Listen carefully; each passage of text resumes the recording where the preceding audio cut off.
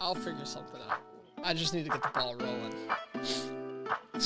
I hate small talk. I was gonna ask how was your day. I don't actually care. To be fair. All right. Come on, you're a podcast. You can do this.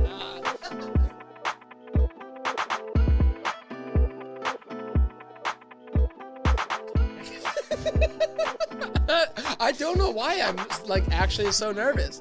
I feel like I'm sitting across of like actual competition. Like you said you could talk. I don't know. Like I'm known. I didn't mean that badly. No. I'm known as the worst host because I talk over my guests. Like that is the worst podcasting host. Too. Sean has even tried helping me with it. Good. So you're gonna help me by just being the most talkative version of yourself. Okay. Sound like a plan? Sure.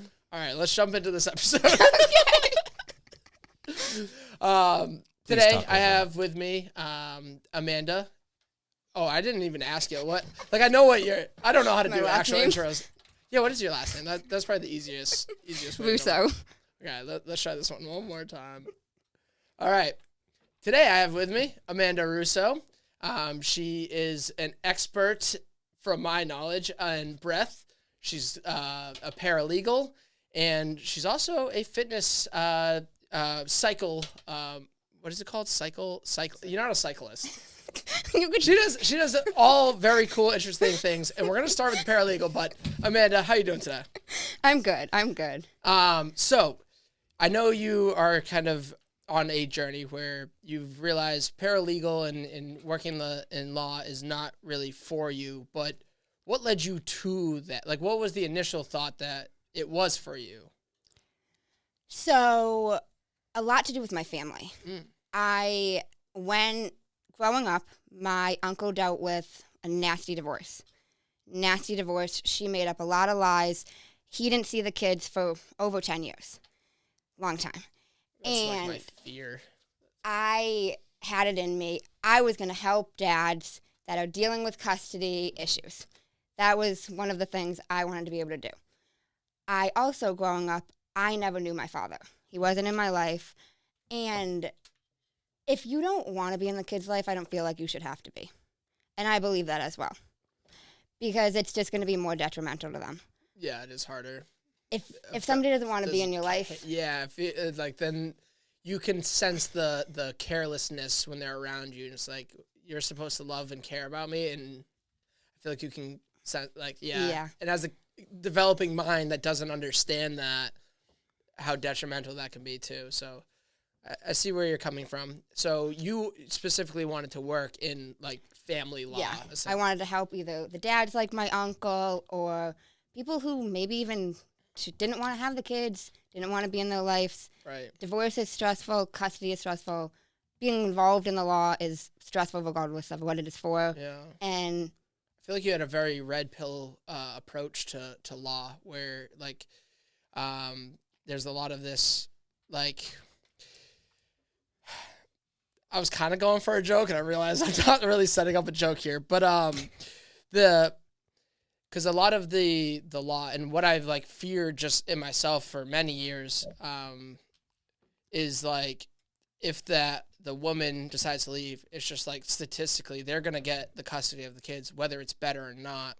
So you're stepping in and actually like defending the man and kind of like pleading the case. But I like this other approach where, you know, and not to get into the actual politics of it all, but like abortion, where I know this is why I kind of commented on the red pill stuff, is like, I know one of the things is like, well, if abortion is, you know, a decision, then why isn't the man involved? Like, if I'm the man and I want to have the child, like, yes, your body, your choice, but like, how much say do I have? And then like, you know, that could work both ways. Like, even if they do decide if the woman decides to keep the child, like, I didn't want to keep the child. Like, I wanted the abortion. So, like, why do I have to, you know, support the child that I wanted the abortion? So, like, kind of taking that approach where you're just like, I haven't heard of someone really, like, on the legal side of things, like, actually defending the men. Like, I've heard all the, you know, the red pill, like, you know, whatever TikToks and YouTube channels about that, but I've never heard someone who kind of speaks from like this like genuine and experienced like position where it's like, here's the legal reasons why I want to defend these people. Like, give them the say. Yeah. So that was your draw into it. Yep. But as you're moving away, are you moving away because you don't feel as though the industry or the career path was what you thought it was? Or is it just once you were doing it, it wasn't really, fulfilling in some other way? It's been a lot of things. Okay. Can we get into any of them? Yeah, no, absolutely. Right. So I had this feeling I was going to help all these dads. And then I also, if you don't want to be in the kid's life, you shouldn't have to. Because everybody thought I was this poor little girl who didn't have a dad in their life. And I have now been in contact with him, and it's not great. So honestly, I know I was better off. Okay. In the moment, it sucked. But it would have been way worse if I half had him in my life. Right. Here and there, flakiness. No, especially as a kid, that's not what I would have wanted to deal with. Right. I slowly got into the legal field, went to college for legal studies, loved it. Loved my classes. I thought, this is it. I'm going to be a family lawyer, dead set still. Didn't get any legal internships, so I struggled with that a little bit. I eventually, post-college, got a part-time job as a legal assistant, and I ran with it. Even though it was part-time, I was also working part-time at a group home, killing myself, working 6 days a week. But it was my foot in the door of the legal field. Loved it. I wasn't doing a lot of work, though. It was like filing, copying, stupid shit. I wanted harder work, more of a challenge. Everybody's like, why? This is easy. Don't you want it? I don't want an easy job. Like, no, I wanted... It's not fulfilling. You don't feel like you're challenging. You're being challenged. You want to, it's a human nature to, it's comfortable to settle or to do the easy stuff. Yep. But like, if that's the career path that you want to grow in, you don't want to stick in this like boring lifestyle. Like you want you want to grow. You want it to build. Yep. And I worked with a lot of attorneys there. There was 5 there, and they all hated their job so much. There was even one attorney one morning who had a nip in his hand. He's like, "You want one?" Like a dip? A nip, like a nip, like an alcohol. And I'm like, "It's 9:30 in the morning on a Tuesday," and he's like, "Yeah, that's how I start my day. Otherwise, I'd have the worst day." I'm like, "I'm good." Starting your day with alcoholism. And I'm just like, that's how you get through the day. Right. I that doesn't sit right with me. Doesn't sit right with me.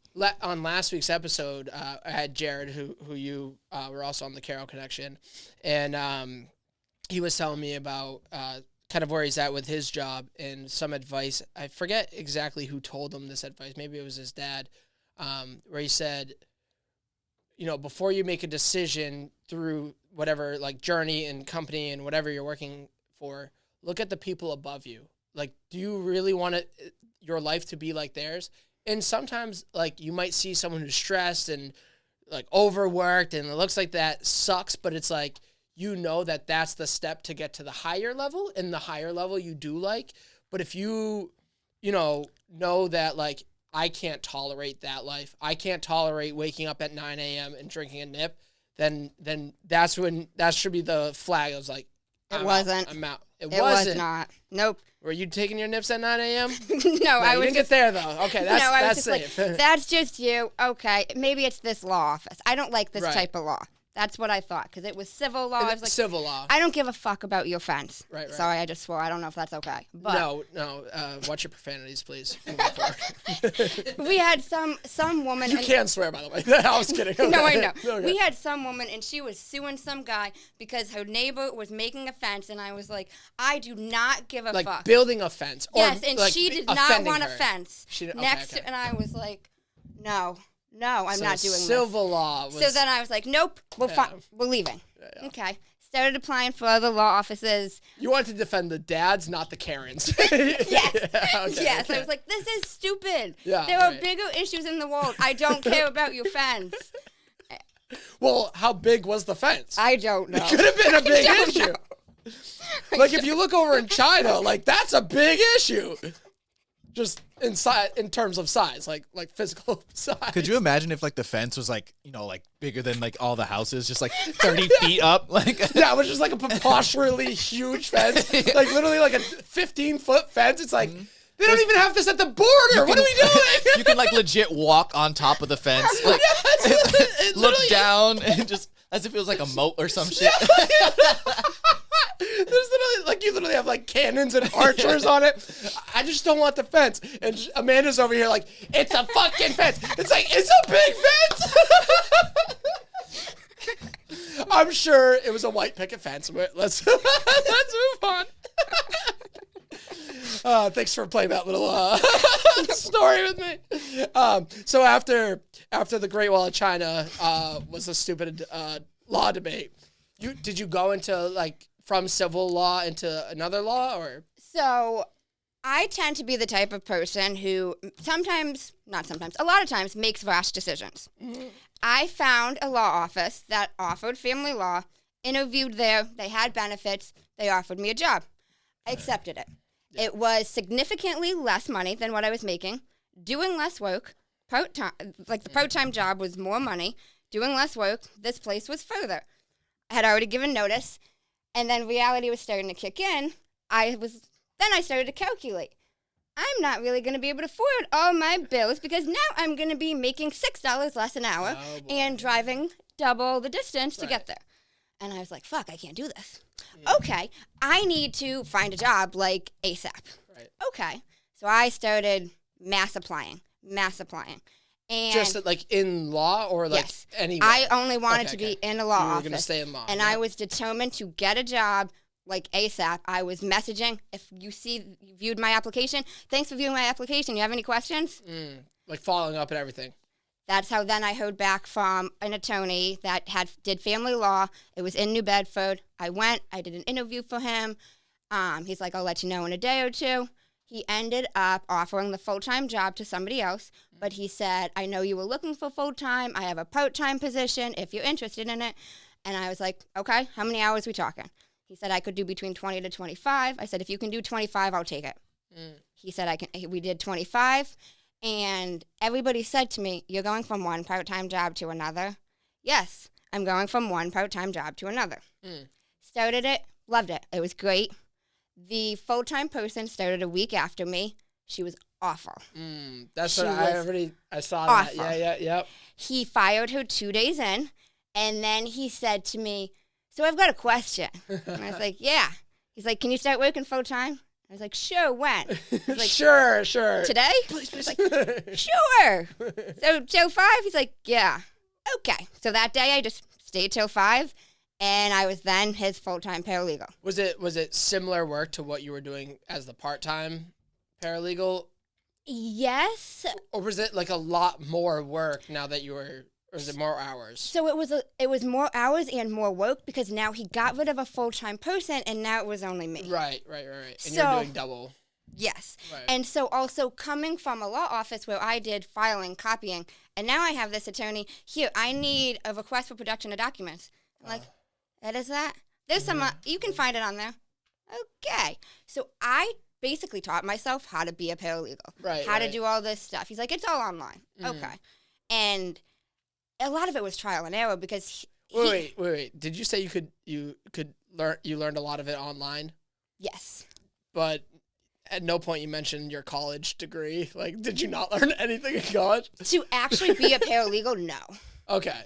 I learned writing skills. I learned even public speaking skills, even people skills, but actual legal skills, not at all. Because I find that very similar in like a lot of, and I'm sure a lot of people can kind of, relate to this where like I went to school for business and I learned a lot about business, but like if you pop me in like a finance department, I would be so lost. Like whenever my friends with the Bitcoin or stock markets as we're getting older, they're like, oh, are you on the stock? I'm like, I don't even know how, like, what's one company? Like, I don't know their ticker. Like, are you supposed to buy or sell? Like, I don't know. I know the terms, but I'm like, my actual like business knowledge is kind of suffers because it was like, I feel like we learned the things around a business, but not necessarily like how to be like an actual fine. Like you learn a lot of it like with the experience. Yep. Which is tough when you're getting thrown into it.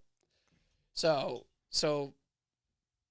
but it also in a way prepares you for just about anything because it's like throw you in the deep end now. Like it prepared me for everything because also it being only him and I did phones, billing, you name it, I did it. Even you're though like I was his the assistant paralegal. Yeah. Because anything he didn't want to do, hey, Amanda.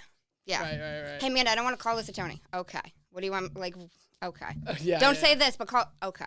Like, anything he didn't want to do, it became me. Right. Like, sure. he went on vacation. I need you to watch the dogs. Okay. What? Yeah, like. You were like his personal assistant. Like, yeah. So this is why you left. So. No, you became his person. You did everything. I stayed for Did you tie his shoes? Did you clean his laundry? I wouldn't clean laundry, but like he'd forget shit. He'd call me. While I'm at the office, I'm running it out the door. So he comes back. He doesn't even pull in the parking lot. He's got to get back to court. Did he have a wife? Yes. Where's she? Where's she at? Spending the money. Doing all the at-home jobs. Yeah, right. She's watching his dogs. What do you mean? That was when they all went on vacation. But like, fair. It was taxing. After a while, the burnout got to me bad. Right. Bad. Because I would imagine, because you don't, how do I phrase this? I would imagine he just started asking like little things here and there, but it was never a contractual thing. So it was like, you're still being paid the same paralegal fee. Yep. He did pay me to watch the dogs, but that's like separate. That's like, oh, can you babysit my kids? I'll pay you $100 for the night of babysitting. Like it wasn't contractually. Like all the other calling the attorneys, doing the extra stuff. Like he's not adding that into your salary. No. And there's days, this person has quote earlier than when we open. Well, obviously I have to be there because he's not going to be there. So how is she going to? It says she needs to log on via Zoom. How am I going to have her log on? So, so scheduled 8:30 to 5. I usually worked 8 to 6. Yeah. And it was a salary job, so you get one set pay. Right. It doesn't matter. Yeah, no, and that's, just after like a car accident or whatever, like the only times I've visited a law office or whatever, it is fucking hectic. It is crazy. They're supposed to work, 8-hour days, but that guy is in there no matter, like every hour of the day. I call him in the morning. It's like his secretary picks up and I can literally hear him in the back, like yelling at something, doing another conversation. Every hour I like visited, it was like one time I was supposed to, like when I was scheduling it, like just to meet with him, I was supposed to meet like right at closing at like 5 o'clock or something, like 4:55. He's like, it should be quick. I got there at like 4:45, just be super early. He finished up with whoever he was with before at like 5:15, needed like 15 minutes to like get my stuff ready.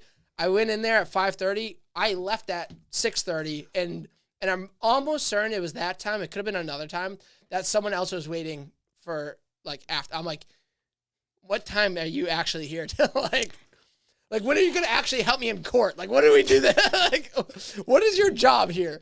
But having a lot of that passed down to you, I can. So like the extra stuff, that paralegal job, that is what you worked at for 2 years, or were you just generally working paralegal for about 2 years? So I was at Tim's, and then I left. I made another rash decision after I did ayahuasca. I was like, this ain't for me. That rash decision after ayahuasca, which I did not know about, so we have some more to talk about. I don't think we're gonna get to breathing today. Don't forget to breathe, folks. So that, like, I feel like a lot of people have had these awakening moments that lead to what appear to be rash decisions, but like, if you weren't the one doing the trip, like it appears like a rash decision, but like, I feel like it was very calculated in whatever experience that you had. But so you're still working with this guy, then you made a rash decision after this ayahuasca trip, and you went to another paralegal? I quit the job. I gave Just him quit. a notice. Oh, you get okay. Yep, gave notice. Then I accepted a different job, completely different field, something with kids. I don't even remember. And then I was like, I don't want to do this. Still in law, like child law. No, I would be like bringing kids in community something. I don't even know. Okay. And I was like, I don't want to fucking do this. So then I said, I'm not doing this. Went to the attorney and I was like, I turned down that job. So I don't know if you found somebody to replace me yet, because you haven't at the time. Last I knew. And he's like, you want to stay? Yeah, I do. Okay. So I go back. So I stayed for a little longer. Fast forward a couple months, I still don't want to be there. Right. You just kind of need to get through the next. Then phase. everybody says to me, you already quit this job. You got to stay a little bit of time. That's a slap in his face. Yeah, I know it is. I stayed about 4 more months. Then I quit on the spot again. I gave a long notice thinking it would make up for it. And then I was out of work for about 4 weeks because I didn't know what I was doing, but I was like, fuck this. I don't want to work for this guy. I'm done, whatever. Applying for different jobs. Then I got a different job as a different paralegal at a different law office. Thought it was better. Was making significantly more money. This is great. And I had an attorney say something to me that I was like, wow. And the work-life balance, there's not a lot of work-life balance with it. And she said to me, you are never meeting with an attorney for a positive thing. It doesn't matter what you are meeting with them for, whether it's divorce, custody, car accident, you're being sued, you're suing someone. It's never positive. So that's why we always leave here miserable, and we're always thrilled to go. Right. And I was like, I am done. I'm done. That's it. I don't want to do this. I don't know what I want to do. Did you put it in your 2 weeks, or you No, just on the spot? You're just like, I'm. No, I didn't give a notice. I was just like, I'm gonna leave. I'm gonna wait. I'm gonna be more rational. It's cool. Keyword, rash. Forget the rest of that. I feel like just rash. You're gonna be more rash, but planned. But I had definitely been speaking that, like, this is not going to be long term. They were planning on relocating. I had a nice big office. They were relocating, and I was going to have a cubicle, and I was like, no. Oh, wow. I told my best friend, there's no way in hell I will move to this new location. I don't know what's going to happen, but I ain't moving there. Right. They were supposed to move the beginning of October. I told my mom on a Wednesday, there's no way in hell I'm still going to be here by the end of the year. They laid me off 2 days later. Oh, they laid you off. Because of so no it clients. was pretty rational. No It business. was their decision. No, it was. And honestly, I'm thrilled. Yeah. I'm so happy to not be in that field anymore. So now you're not necessarily job hopping. You're not just rashly trying to find what's next for you. You're like kind of, in a way, just enjoying life, trying to, find a way to make what, especially going through this like years of paralegal that just sounds so like just like soul and energy draining, like to find what your calling is. Do you feel like it's the breath work and some of that stuff that like that's a direction like you're hoping to find an industry or find like a career where you're doing that almost full time? Yeah. Or is that it is? Okay. Honestly, it helped me a lot more than I ever expected to. I was super skeptical, did not think it was going to do anything for me because it's fucking breathing, to be honest with you. Even the girl who I went to my first session with, she had been trying to convince me to try it for months. And I'm like, yeah, I will. Yeah, I will. And I randomly went one day in January because she was doing a pay what you can. And that was when I was unemployed because I had irrationally quit my job. So I was like, pay what you can. That's a great time to try this. Yeah. And I loved it. Yeah. I loved it. And so can you explain kind of like what this breath, like what it means to you, and also kind of like, I don't know much about it. I know of the Wim Hof. I don't even know really what the purpose or the science or anything behind it. So why should I learn to breathe? It's the only thing in life we can control. It's our breath. Mm-hmm. You can't control anything else. Well, say that to some anorexic people. I think they feel like they can control things, or some narcissistic people, and I think they can control things. I get that. There's a lot we can control. They're just not healthy for us. But okay, so it's almost a sense of discipline. You can really shift even your mental state with your breath. Okay. And I've discovered that firsthand. And I feel like that is, I don't know the studies or the stats, but I'm pretty sure that's scientifically based, because I did see like a Huberman podcast where he was talking about like, I forget if it was the left or right nostril, but like when oxygen enters through this side, it hits the certain side of your brain, which actually like induces better stimulus or whatever. And so like I know that there's actual scientific evidence to back up a lot of that stuff. So your purpose of learning how to breathe, you're explaining as to find the right mindset to whether you're kind of getting agitated and you want to calm down, or you're feeling sad and you kind of want to just like be able to kind of like get through something. Or even if you're in a great mood, You want to enhance that mood. Okay. But I also, especially I've even had visions doing breath work. Visions. Seeing things. I'm gonna call you a little bit of a kook until you That's explain okay. the story. That's fine. I refer to myself as a hippie, so it's okay. That's fine. All right. So, can you tell me about this vision? So you're going into a subconscious state by the diaphragmatic breathing that you're doing, because it's all open mouth breathing. You're not breathing in through your nose. Yeah. Mouth breather. Yes. Like so it's fully into the mouth. Your mouth is open the whole time while you're doing this. You are laying down, and your mouth is just open the whole time, and you're just breathing. And you so it's like a pattern. Yep, and it's a 3-part connected breath, and you just keep going. And it's at least 25 minutes or longer that you are doing this breathing. It's supposed to be really fast, really full. There's loud music playing.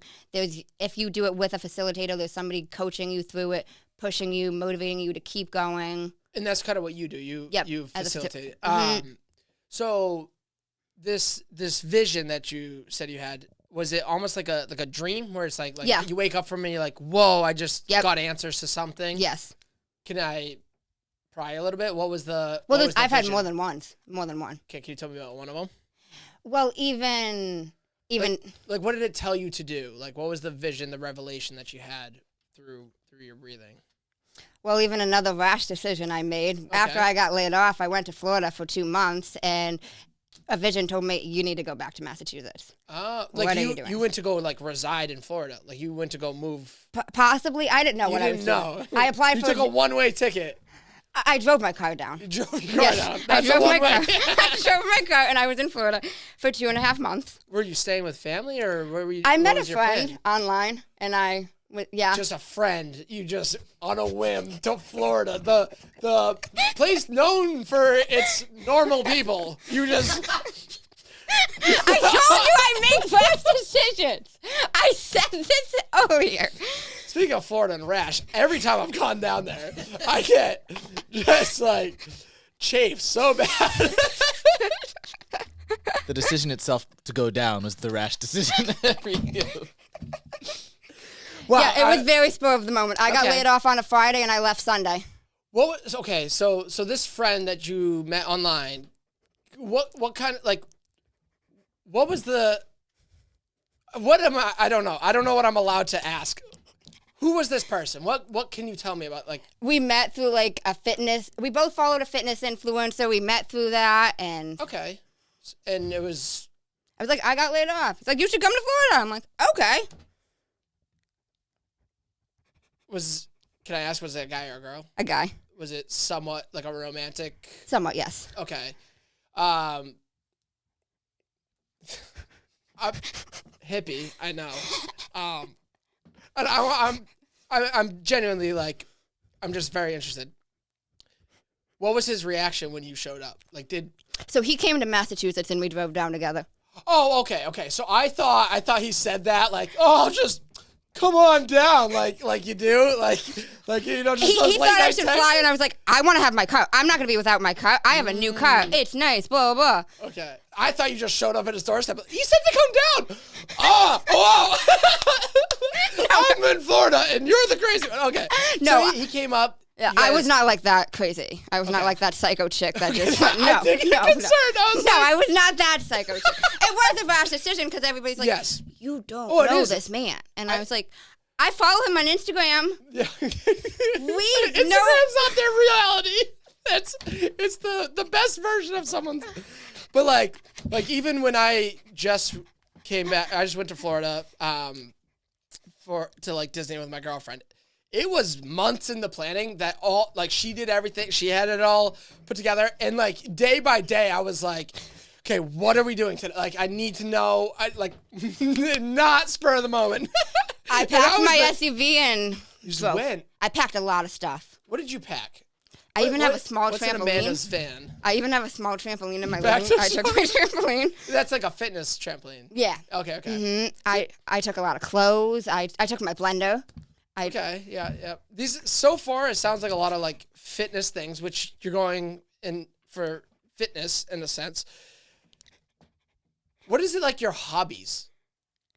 Fitness, the gym, The gym. and walking. I love to walk. Okay. What do you like? So I do daily walks once a day, but that's like almost my meditation. Like I separate the exercise from like I don't really exercise much, but I do my daily walks so that I can kind of get my thoughts out and just like talk to myself. Like I don't bring a phone. I don't bring any. Well, I bring my phone in case something happens, but like since I started them, they've all been about like discipline. Going back to like what you talked about, like breathing's about control.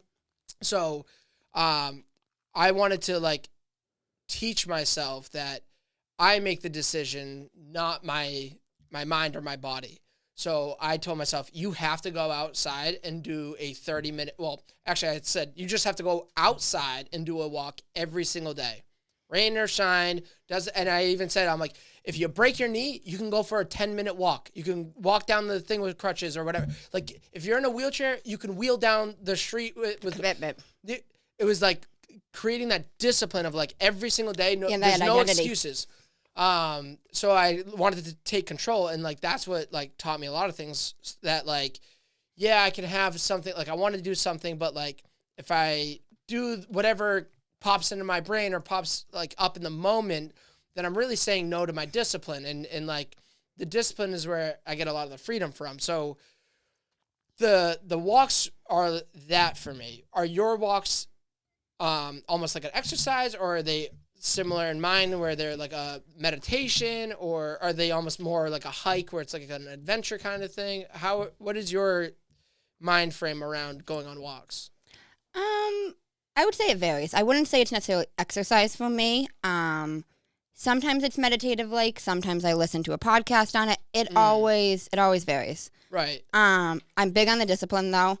At the start of 2023, I've been doing 10,000 steps every day. Okay. I believe in proving certain things to myself. Like 2021, I ran a mile every single day because I never used to be a runner, and I always said I wasn't a runner.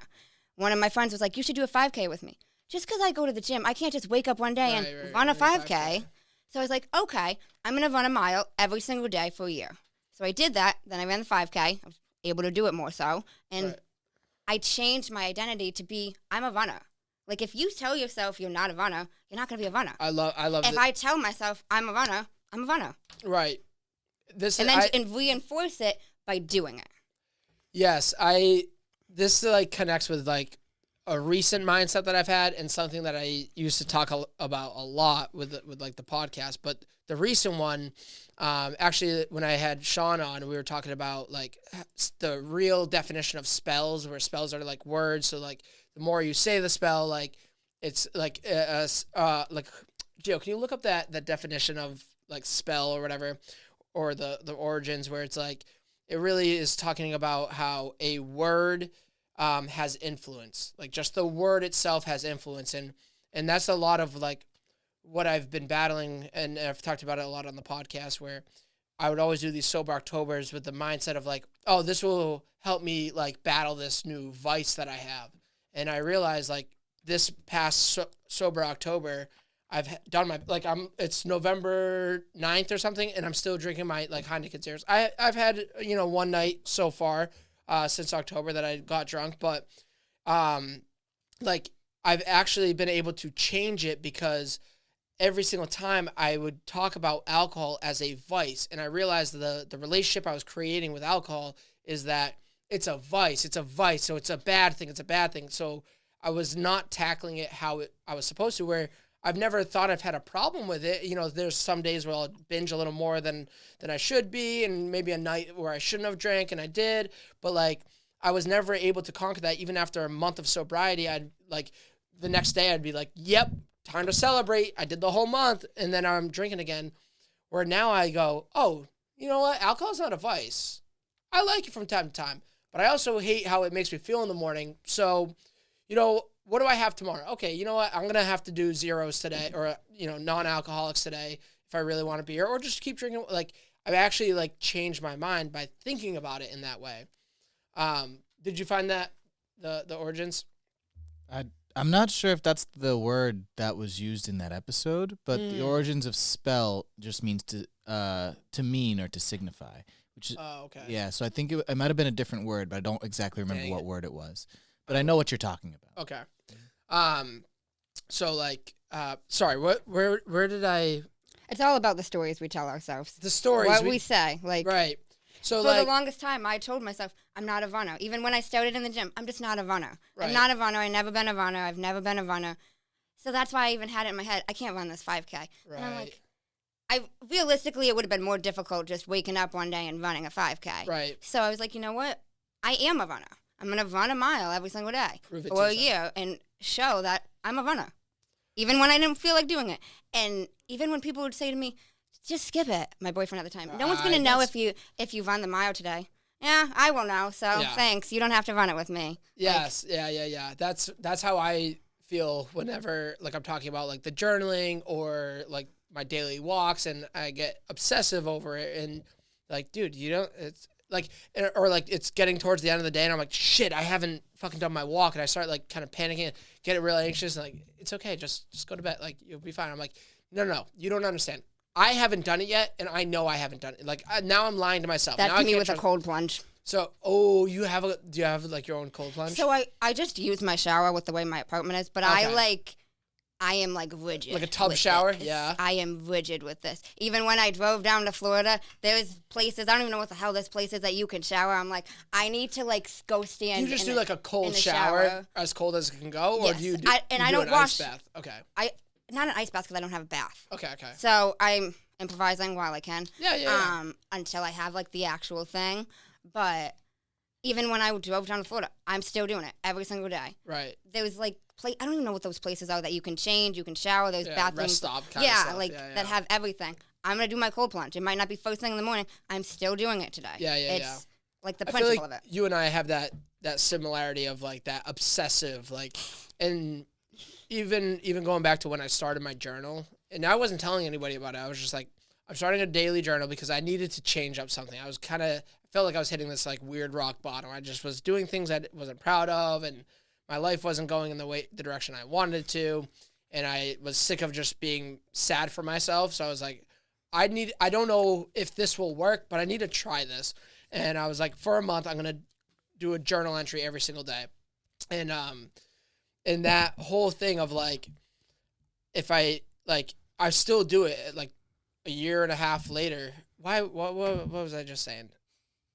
I've lost myself, like, 3 times already in a row. Obsessive, doing it every day? Yeah. Oh, so what I, like, tricked myself, because, like, I do have, like, a little bit of OCD, nothing diagnosed, but I get very obsessive over something. So instead of, like, letting that be my like, kryptonite or my weakness, I was like, I'm going to figure out a way to use this OCD as, like, my weapon that I rage against my inner demons. And I was like, oh, I'm going to get obsessive over every single day I have to do a journal entry. And that obsession of, like, where I'd get super anxious if I haven't done my journal entry, and now it's like, it's 7 o'clock and I'm still at dinner, and I'm like, oh shit, I got to get home. I'm already tired. I can't have a drink because then I will forget to do the journal if I'm drunk when I get home. So, all right, I got to get home. Like, and then I just wrap up go home. And it was like that obsessiveness turned into, like, that, like I said, like, that's the metaphor I use, was like, I turned my weakness into my weapon against my inner demons and conquered this whole thing. So now I've taught myself I can be very disciplined. And along that journal entry, obsessive thing, I like learned that about myself. And that's why when I started my walks, I told myself, it doesn't matter what the situation is, whether you're broken knee or it's raining outside, you have to go outside. You have to go outside to do a walk. Like I've had, a lot of people that don't understand what my walk thing is. Like, oh, just go walk the indoor track. I'm like, can't. I'll just have to do it when I get home. I'm sorry. Like, so I just like, because I told myself in the beginning, it has to be outdoor. I have to walk outside and go on a walk. And now, like, because I've been obsessive over that, like, now I started doing, like, push-ups every day. And I started small. I started with 10 push-ups once a day. And then I got to the point where I did 10 push-ups, like, 2 days in a row. And I'm like, I could easily do 15, 20. Like, and I stopped myself at 10. And I almost went down. I was like, no, be nice to yourself. You told yourself you're going to do 10. Make sure you just do 10 every single day. And I did that for, like, 3-4 days. And I was like, okay, now you can jump up to 15. And then for a week, I did 15. And then I went to 20. And then 25. And then, like, at the end of the month, I was like, next month, let's try to do 50 every single day. And I was doing 50 every single day. And now I'm doing 100 every single day. And it's just like, it's because I probably could have been doing 100 from way back when, but I knew if I did 50 and, like, tweak something or something felt weird in my tricep or my chest or something, the next day I'd wake up and be like, oh, I'm sore. I can't do my 10 today. So I was like, I'm not going to push myself. I'm going to do the 100 when I know I can do the 100. And now I'm at the point where I can do 100, like, pretty easy, like, first thing in the morning. Starting small with everything. I say that all the time to not set yourself up for disappointment or failure. Mm-hmm. Because everybody wants to go balls to the wall and do everything all at once. Yeah. And then when it crumbles or doesn't last long, then what? Right. Then you're disappointed. So do you think in a almost like binary approach, you're either doing it or you're not? Like with your because this is one of the problems that I have. Like with my walks. Now I'm at a point where I think if I skip, I'll be really mad at myself if I miss a day. But I feel like I've learned enough lessons that, like, I can just get back on the walks. But, like, when I first started the walks, if I skipped a day, I might skip 2 days and then 3 days, and then I'm just not doing it anymore. So, like, I'm either in even sober October. It's like if I don't start, like, if I, like, look down at my watch and it was September at 11:59 and I went like this and I looked down and it's November or October 1st at 12 o'clock, I'd be like, oh, I guess I ruined this sober. Like, I'm either doing the sober October or I'm not. Do you kind of feel like you're that way with some things? I would say I'm usually pretty strict with it, and Okay. I even worked with Sean a lot to be open-minded to accepting that not every single day looks the same, because I had gotten to the point where I had a morning routine that I was so rigid with. I loved it, and it was very rigid, but then when I went to Florida and then when I got laid off, things slightly changed, and my morning routine was not as rigid and not as, like, at the certain times. And why does it have to be the same exact way every single day? Because every single day is different. Okay. So even if you are still doing the cold plunge, even if you're not doing it at 3:30 in the morning, it's okay. Right. It's okay if you do it at 5:30. The rigidity doesn't matter. It's the doing it does matter. Yeah. Yeah, I get that. And the having flexibility with, because no day is going to be the same. So what do you think about Sean's take on flossing in public? Flossing in public? To do it or to not do it? He thinks it's okay for humans to just be flossing, like on a public train. Or what difference does it make? What difference does it make? If you don't want to see me floss, don't look at me. It's more than sight. It's more than sight. So, like, if you came to the studio and the whole podcast, I'm just... I mean, I wouldn't... We're cool with that. I'm not really judgmental. To each their own. Okay. I don't care. I'm gonna start deep diving into the internet. We're gonna get. I wouldn't floss in public, but, like, to each their own. You do you. I don't care. Okay. Thank you. Be like Amanda. Don't floss in public. Does Sean floss in public? I don't think so, but he doesn't think it's gross, which I think it's gross. Like, if I'm on, like, public transit, like I'm on a plane and the guy next to me is just during the flight? Like, I don't think that's a big deal.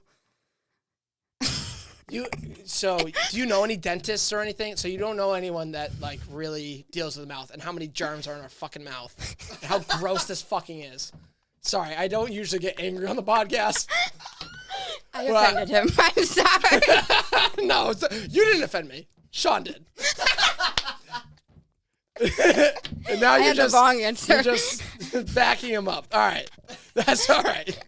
We can move on to the other thing that I really want to talk to you about. Ayahuasca. How did... all right, let's get a smooth... Ayahuasca.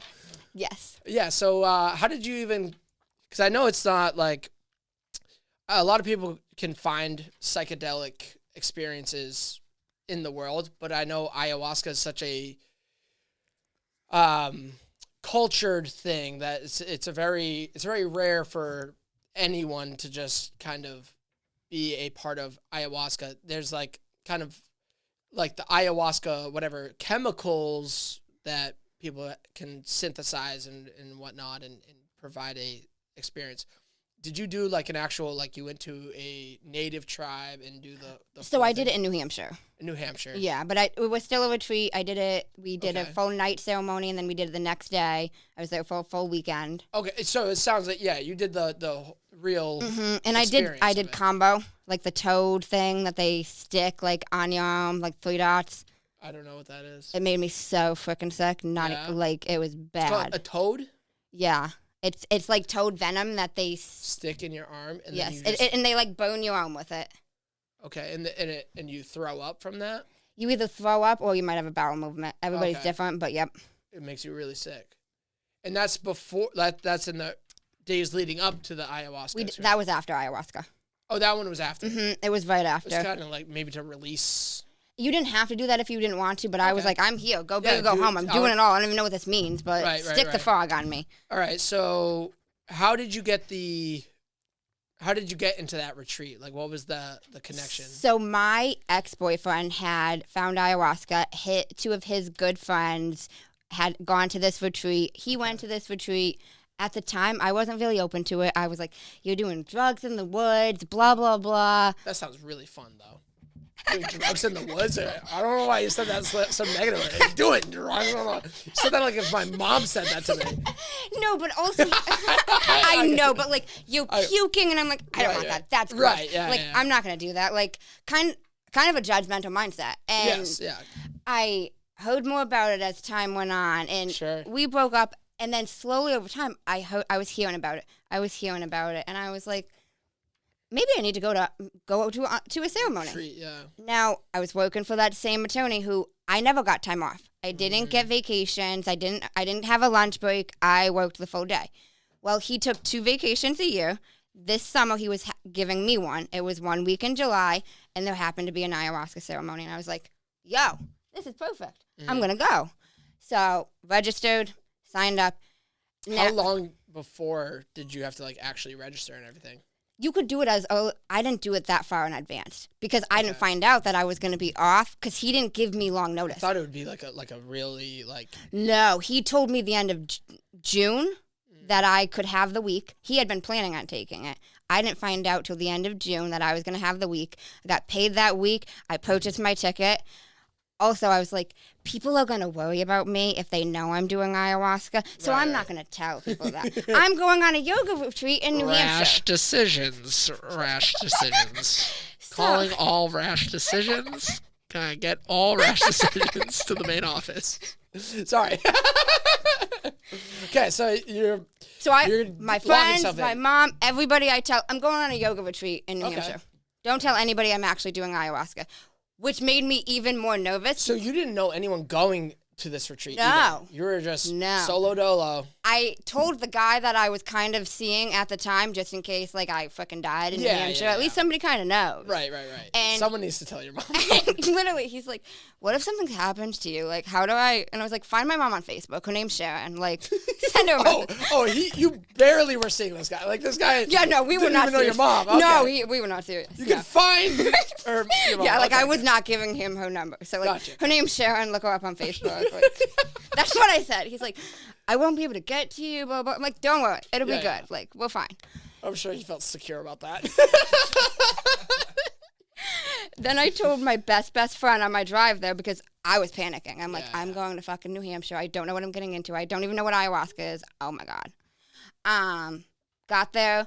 Didn't even know if I was in the right spot. I was in the middle of frickin' nowhere. I mean, that's most of New Hampshire. No offense, New Hampshireans. But, like, you see no signs. You see no nothing. I'm like, am I in the right place? Right. Well, I park my SUV. I see some girl. I'm like, am I where I'm supposed to be? I don't tell her what I'm looking for. Yeah, But she's like, I yeah, love you that. are. Come on, let's go. I'm like, She knows by that question, you're the right. Like, you might not have actually been going to that thing, but, like, she heard, am I in the right place? You're about to be. Like, come on in. Come on, Dad. so I was like, wait for me. I get my bags. She waits for me. We walk over. Was she one of the No, she was spiritual doing leaders? it for the first Oh, time she was herself, too. awesome. She Was didn't she know. alone, too? Yeah. Like, do people usually go to these retreats, like, as couples, with a friend?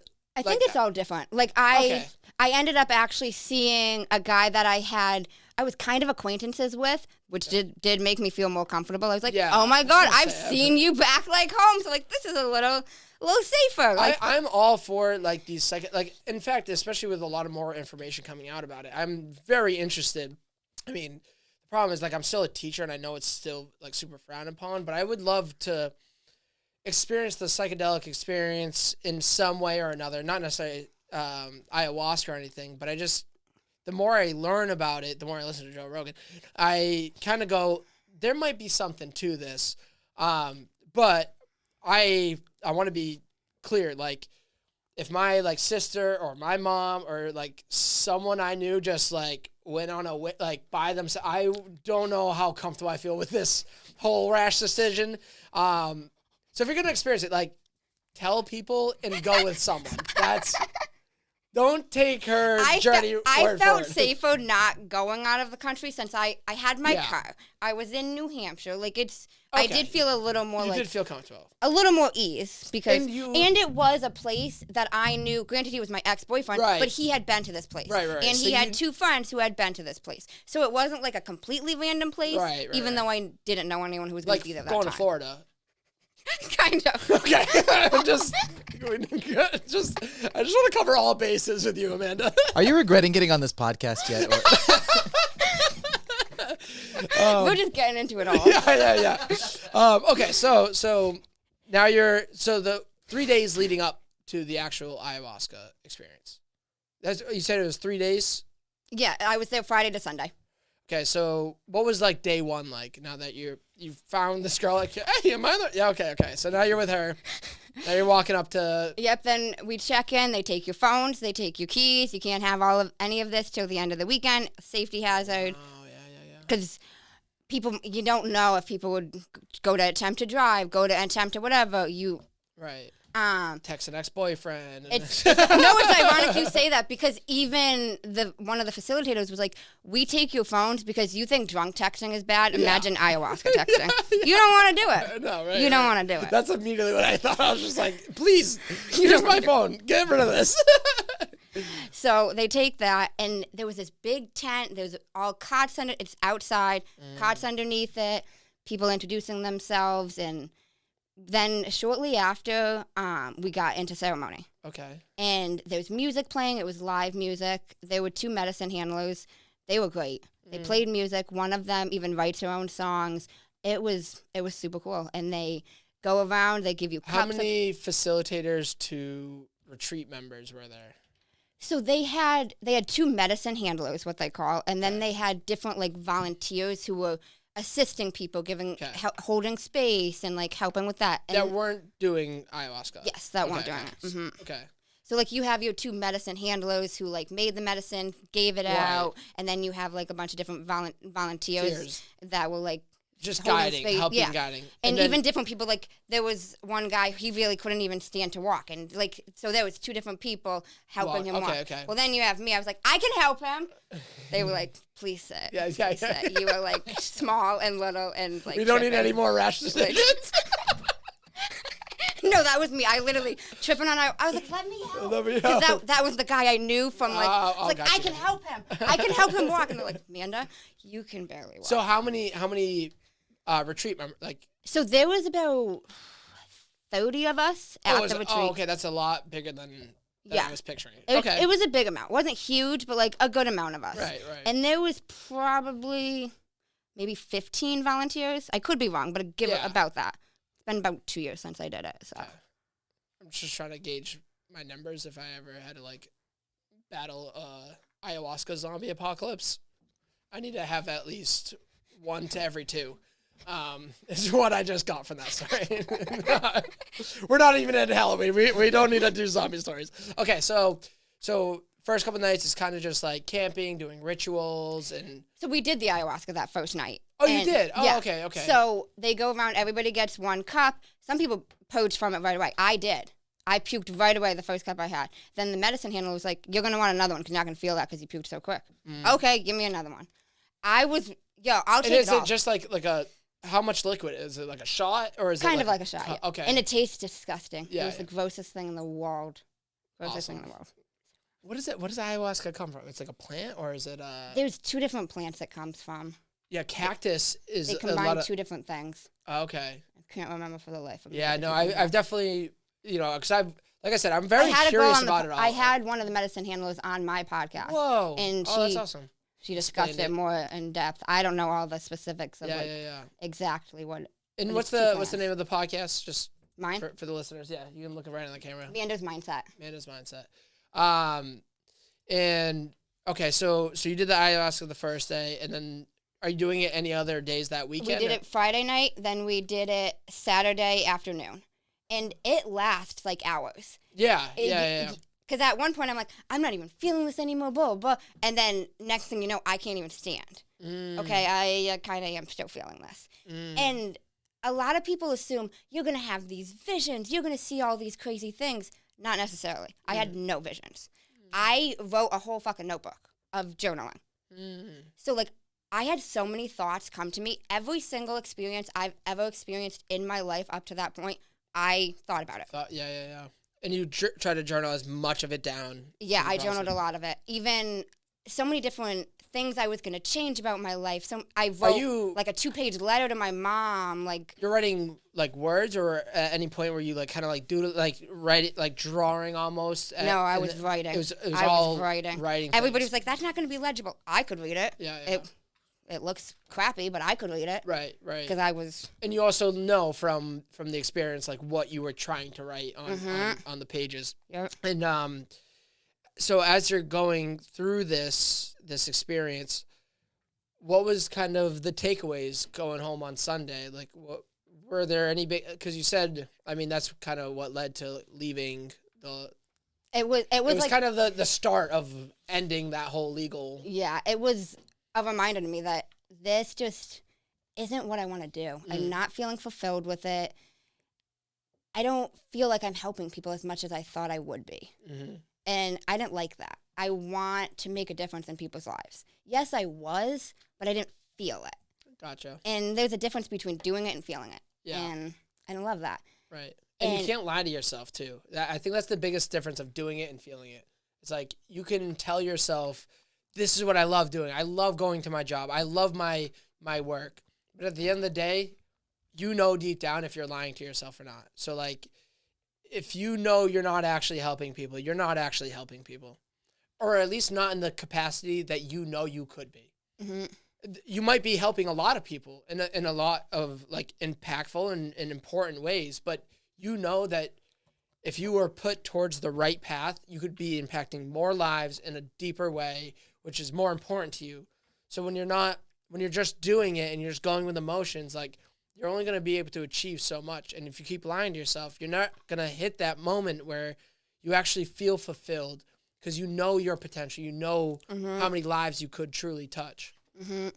I also, part of me had it in my head, maybe I'm just not fulfilled at this office. Maybe it's this attorney. Maybe I'm too burned out. That's why I ended up going to one other law office thinking, give it the experience. It's this place. Because I also said to myself, the law office before, I was only a legal assistant. I have no other comparison of being a paralegal. So how can I say I hate being a paralegal when I've been a paralegal at one place Right. or one attorney? Maybe I don't like being his paralegal. True. And So- and it's important that you gave your journey that experience as well. Amanda, thank you for coming on the podcast. Thank you for having me. Sharing all these fun stories, and thanks for being light with the sense of humor.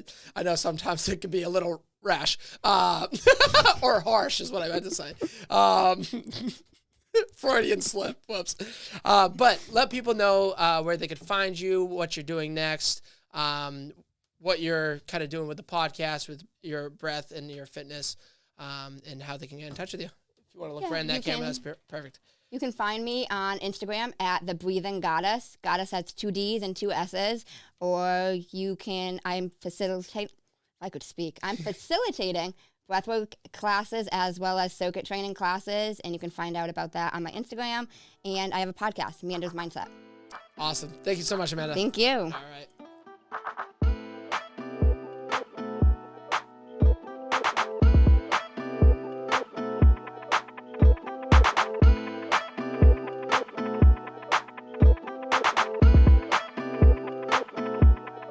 I'm going to take a quick moment. I'm going to use the bathroom real quick. That's a big joke. You must pee a lot. Yeah. It's a theme of the podcast. All right.